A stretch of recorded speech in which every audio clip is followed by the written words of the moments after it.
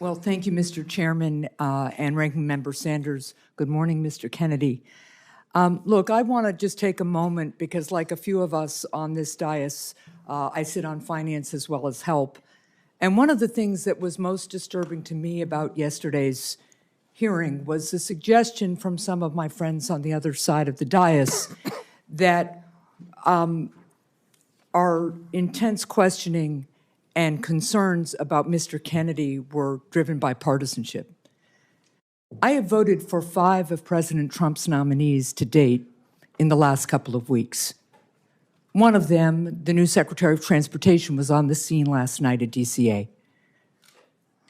Like all of us, I take really seriously our obligation for advice and consent.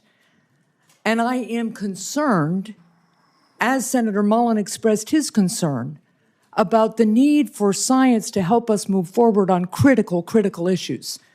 Now, some of you are new to this committee and new to the Senate, so you may not know that I am the proud mother of a 36-year-old young man with severe cerebral palsy. And a day does not go by when I don't think about what did I do when I was pregnant with him that might have caused the hydrocephalus that has so impacted his life.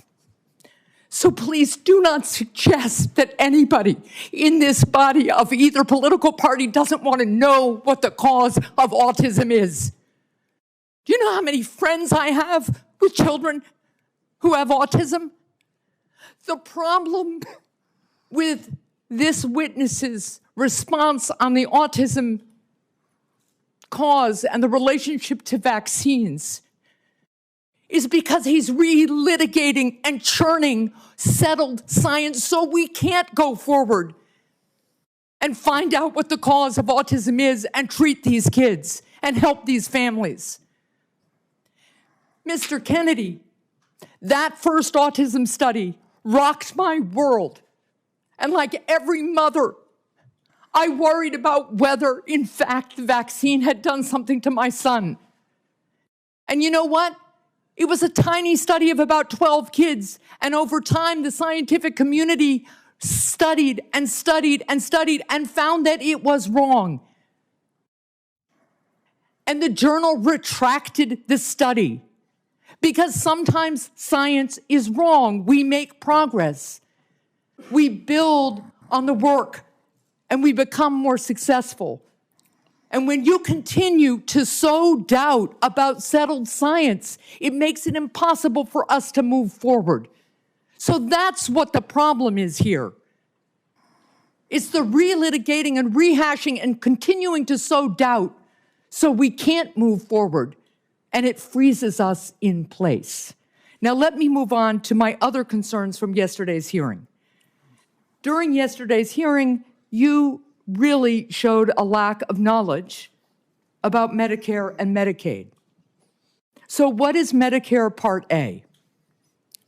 Medicare Part A pays mainly for primary care or physicians, and then Medicare. No, so it is about, Medicare Part A is seniors coverage for inpatient hospital care. What's Medicare Part B? For physicians and doctors. Medicare Part D that is coverage for outpatient care and home health.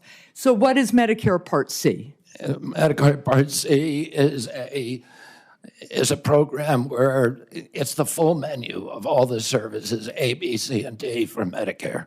It is Medicare Advantage, which it's the private insurance option for seniors on Medicare. So, Mr. Kennedy, you want us to confirm you to be in charge of Medicare, but it appears that you don't know the basics of this program. So let's turn to Medicaid. The basics. No, I had to correct you on several things. Oh, you let's just turn added to Medicaid. Yesterday, you didn't correct me. I didn't get it wrong. Mr. Kennedy, my time is limited, and I hope the chair will give me a Is this couple of more minutes. Senator? Yes, Medicaid. All right, because you're giving me very little time to answer one. Let's turn to Medicaid. Medicaid, you said yesterday to Senator Cassidy, Medicaid is fully paid for by the federal government, and it's not fee for service. that statement is false. Do you now understand that that statement is false, yes or no? That Medicaid is paid for by the federal government, I believe that. You said it is fully paid for. Medicaid, in fact, sir, Well, is no, a federal-state the partnership. state has a partnership. Right, so you were Right. wrong yesterday, so you're acknowledging that Well, that statement was false, right? I misstated something. All right, good. So yesterday, when you were questioned about Medicaid, you repeatedly dodged questions by saying you want to make it better. Republicans are circulating a proposal that would end Medicaid expansion in some states, including in New Hampshire.